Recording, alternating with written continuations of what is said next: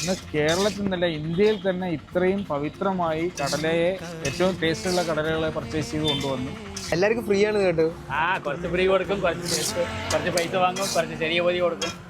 ഇതാണ് നമ്മുടെ പാലക്കാടിന്റെ സ്വന്തം ബഷീർക്ക. ഏകദേശം എത്ര ആൾക്കാർ വരും ഇവിടെ കഴിക്കാൻ? ഇവിടെ 10-100 ആളൊക്കെ വരും. പഴയ വഴി ആൾക്കാർ ഇങ്ങനെ വന്ന് നോക്കിയിട്ടാണ്. എത്ര കൊല്ലമായിട്ട് ഇത് തുടങ്ങുന്നത്?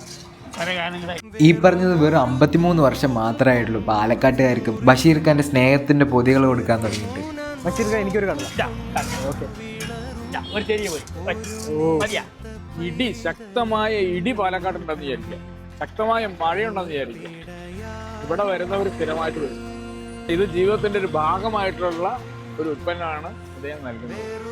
അതിലെ കേടുപാടുകളൊക്കെ മാറ്റി അതിന് കൃത്യമായ ആ ചേരുവകൾ എന്താണോ, അതിനകത്ത് ഉപ്പാണെങ്കിൽ ഉപ്പ് എന്താണോ, അതിൻ്റെ ആ സമയവും അതിൻ്റെ കുറച്ച് കാര്യങ്ങളൊക്കെ ഉണ്ട്. അത് ജനങ്ങളിലേക്ക് നല്ല ശുദ്ധമായ രീതിയിലുള്ള ഒരു ഭക്ഷണമായിട്ട് നൽകുക. അപ്പം ഞാൻ എന്നും എത്ര ദൂരെ പോയി യാത്ര ചെയ്ത് വന്നാലും, എത്ര ലോങ് നിന്ന് യാത്ര ചെയ്ത് വന്നാലും, ഈ സമയത്ത് ഇവിടെ വന്നതിന് ശേഷം മാത്രമേ ഞാൻ വീട്ടിലിറക്കി വെക്കുകയുള്ളൂ.